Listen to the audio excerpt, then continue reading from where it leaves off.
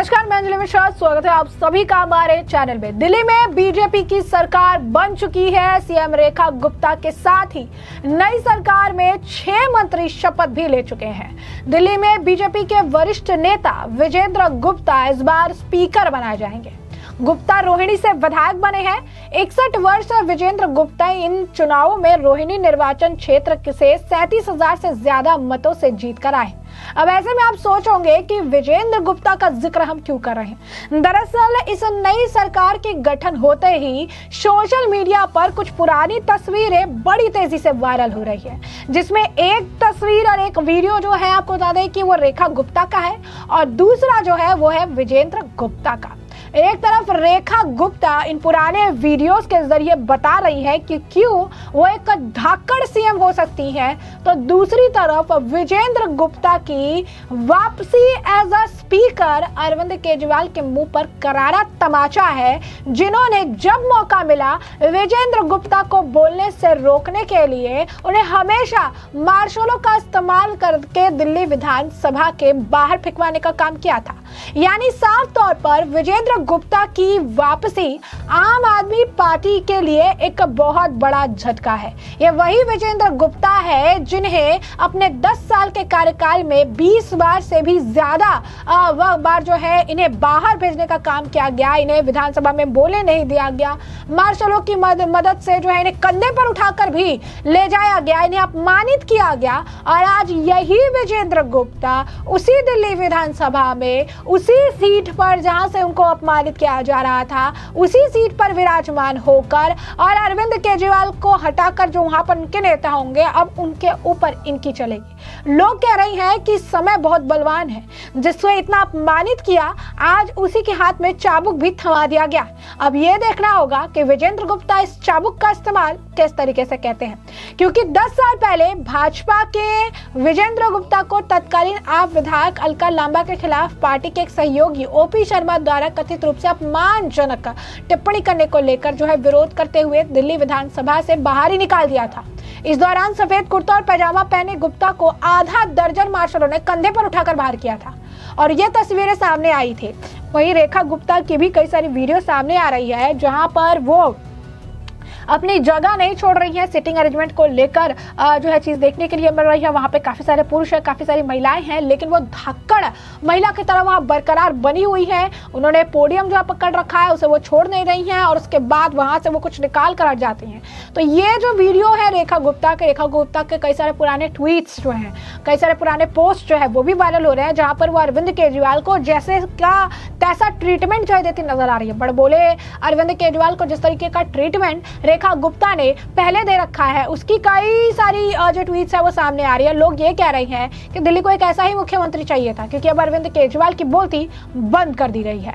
रेखा गुप्ता के खिलाफ अरविंद केजरीवाल अब कुछ नहीं बोल पाएंगे, और अगर बोलेंगे भी तो रेखा गुप्ता के राहुल गांधी से लेकर अरविंद केजरीवाल के ट्वीट बता रहे हैं कि ऐसे सिचुएशन को वो हैंडल करने के लिए काफी ज्यादा सशक्त है और साथ ही साथ सज्ज भी है।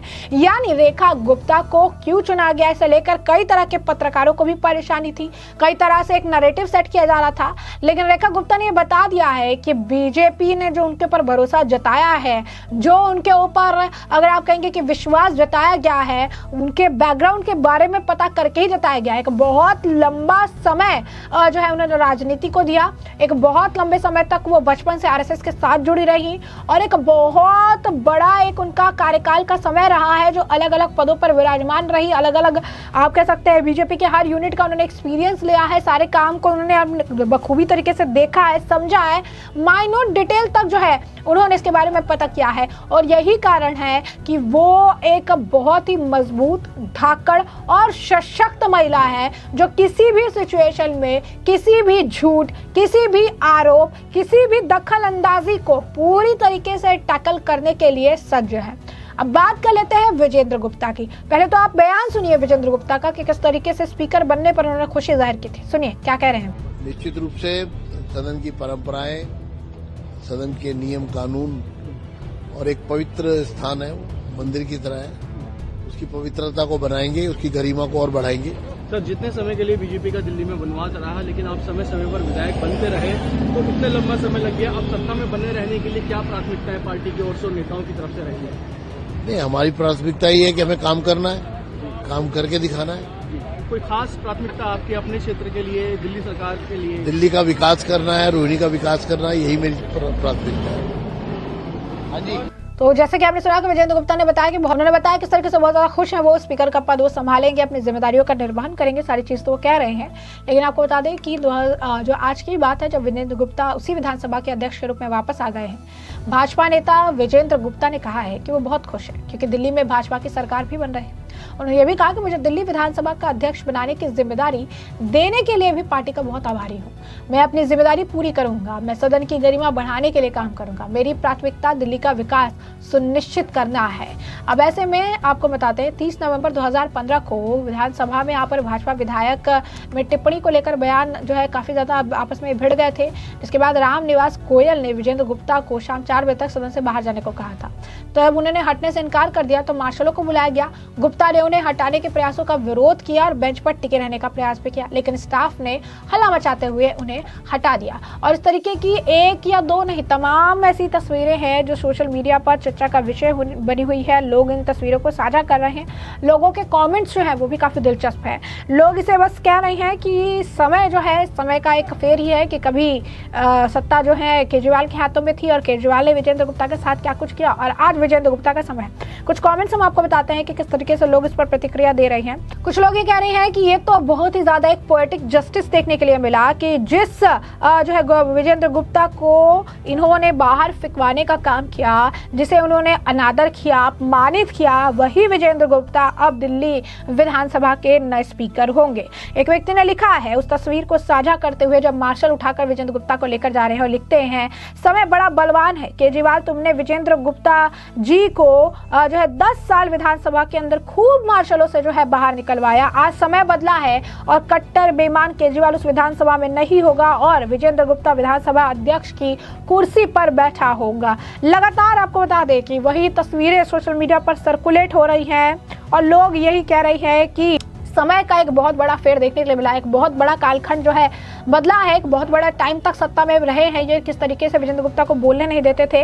कुछ लोग लिखते हैं कि काल चक्र, केजरीवाल के कहने पर स्पीकर द्वारा सदन से बाहर फेंका जाने वाला अब उसी सदन का स्पीकर बनेगा। तो लगातार तस्वीरें साझा की जा रही है।